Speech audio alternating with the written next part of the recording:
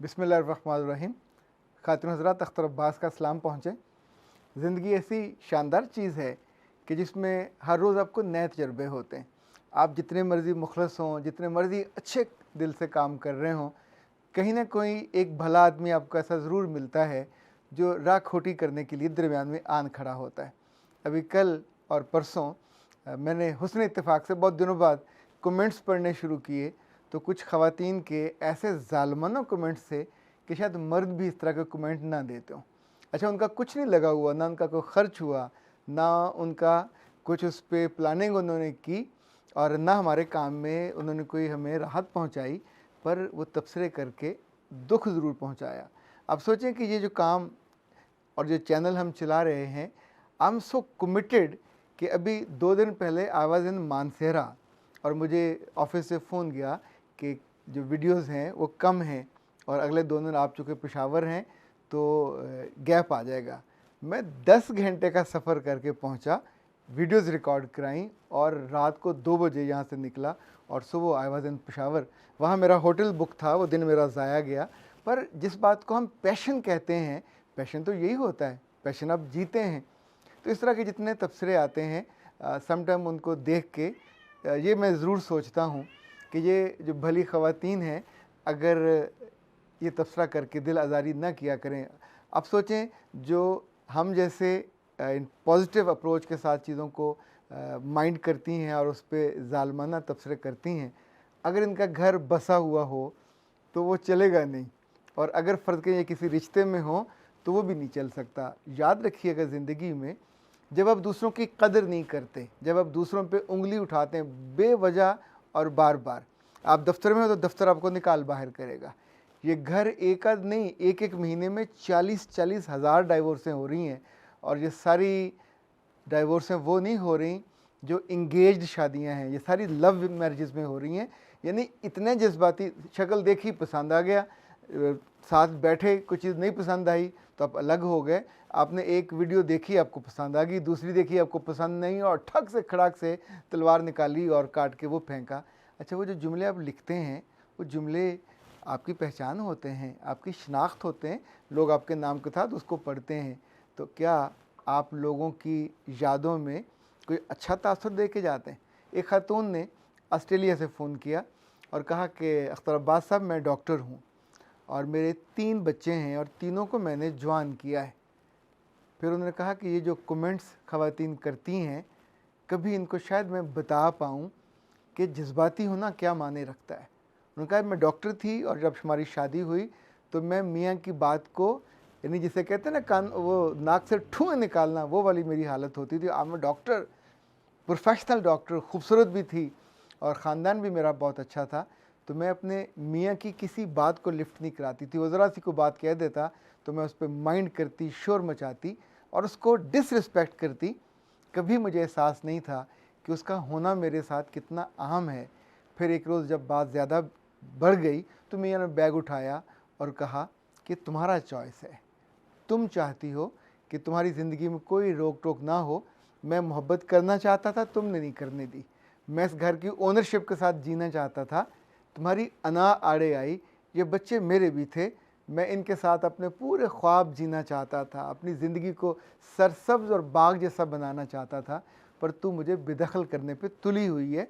मुँह से तू नहीं कहती, पर तेरी हर बात का इख्ताम यहीं पे होता है, तेरी हर बात मेरे दिल पे ज़ख्म लगाती है। ये मेरा बैग और लो मैं चला, और मैं शायद कभी पलट के वापस ना आऊँ। तुमको मैं तंग नहीं करूँगा, ना तुम्हें टीज़ करूँगा, पर मैं तुम्हें छोड़ दूँगा अकेले ज़िंदगी बसर करने के लिए। तब उस खातून ने कहा, सर 16 साल बीत गए, 16 साल में मैंने अपनी उस पढ़ाई और उस अना और उस इल्म और फ़हम की मदद से, यहाँ ना सिर्फ ज़रा डिग्री को वहाँ दोबारा दोहराना पड़ता है, कुछ टेस्ट पास करने पड़ते हैं, वो भी किए। फिर मैं बच्चे पाले। पर अगला जुमला जिसने कहा, उसने काट के रख दिया। उसने कहा, सर आप क्या जानो, ख़ातून होना और उसकी टेंडेंसी होना और उसकी सॉफ्टनेस होना और उसकी टेंडरनेस होना, I lost everything. Now I am a machine, I behave like a machine, I react like a machine, I work like a machine, and even I think like a machine. मेरे बच्चे भी मुझको माँ नहीं कहते, machine कहते हैं। मैं घंटों की सुइयों के साथ जीती हूँ, मुझे इतने बजे अपनी हॉस्पिटल जाना है, इतने बजे वापस आना है, बच्चों को पिक करना है, ड्रॉप करना है, उनकी जिम जाना है, और यूँ पूरा दिन का सर्कल होता है। और उस बीच में अपने लिए कोई सॉफ्ट बात सोचने का भी वक्त नहीं होता। मुझे ये भी याद नहीं है कि इस वक्त लिबास का ट्रेंड क्या चल रहा है। मुझे ये भी याद नहीं है कि इस वक्त मेरे बाकी इज़्ज़ा कारब कहाँ हैं। ज़िंदगी इतनी इसने मुझे स्ट्रेस दी, पर ये स्ट्रेस मैंने ख़ुद इनवाइट की थी। तब उसने कहा कि इन ख़वातीन को बताइए जो नेट पे बैठ के दिल आज़ारी के जुमले कसती हैं, जो ख़ातून को ख़ातून नहीं रहने देती, एक मुकाबले की कमोडिटी बना देती हैं। ये उसका कहना है, मेरा कहना नहीं है, कल आप फिर मुझे पार्टी बना लें।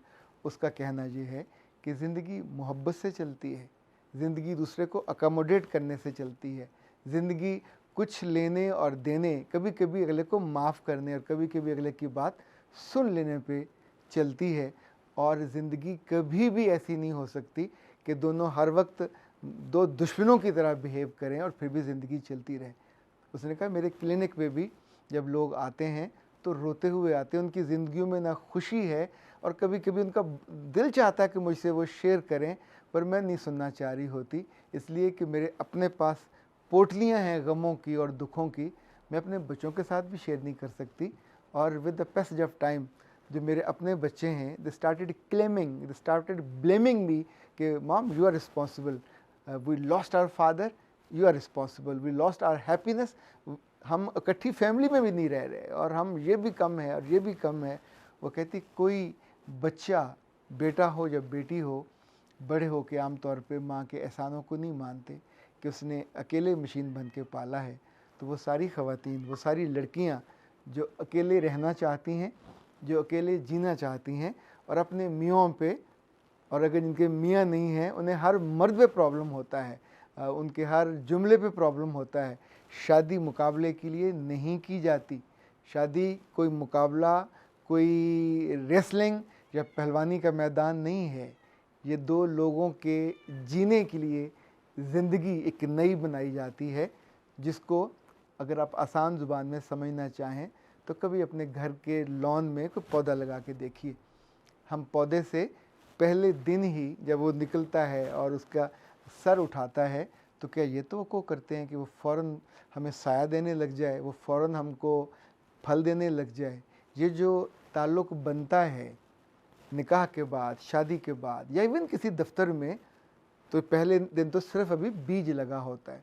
उस बीज को दरख्त बनने में वक्त लगता है, उसको तना मजबूत होने में वक्त लगता है। और उस बीच में आप पानी देना बंद कर दें, उसका ख्याल रखना बंद कर दें और धूप और बारिश और आंधी में उसको अकेला छोड़ दें, तो फिर देखिएगा वो कैसे दरख्त बन पाता है।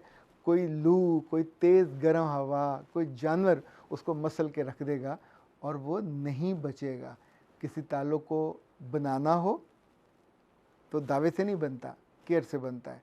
बचाना हो तो नारों से नहीं बचता, वो मोहब्बत से बचता है। मेरा रब आपके ताल्लुकात को बनाने और बचाने में आपकी मदद करे। अख्तर अब्बास को इजाज़त दीजिए। अस्सलाम वालेकुम।